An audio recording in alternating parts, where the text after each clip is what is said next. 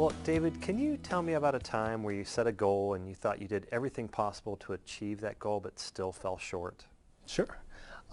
Actually, I had a similar experience to that during my internship during the summer of 2010 with UBS Investment Bank.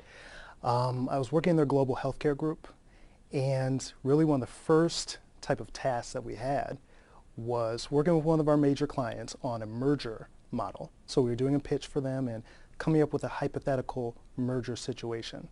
And my task was to create the merger model and come up with the analysis so that we could show them our numbers so that it made sense.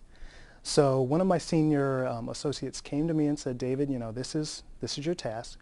Go ahead with it. We're not going to help you out. Do your very best, and we'll come to you at the end of the day. So I literally spent the next, I would say, 12 hours of that day working at a computer on my merger model, which I thought, man, I've spent 12 hours. This is going to be perfect. There's nothing wrong with this. And when I finally presented my model saying, we've got accretion here, we're going to make money off of this deal, the client's going to love it, the very first thing they did once I printed it out was take a red pen and cross an X all the way through it. And they said, you did absolutely everything wrong that we were looking for. And although you spent 12 hours, we're now going to have to go and redo this.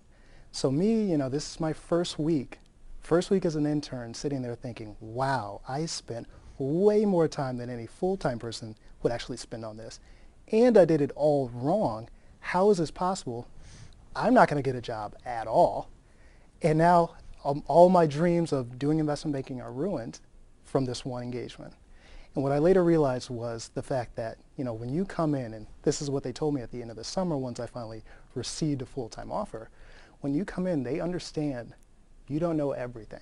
You're not supposed to know every single thing about investment banking or your internship in general.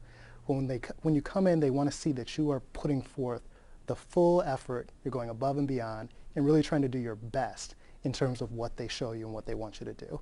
So at the end, that same senior analyst who crossed an X directly through, which I will admit it was incorrect, my work, he later said, David spent half of a day on this model. He didn't give up. He was determined.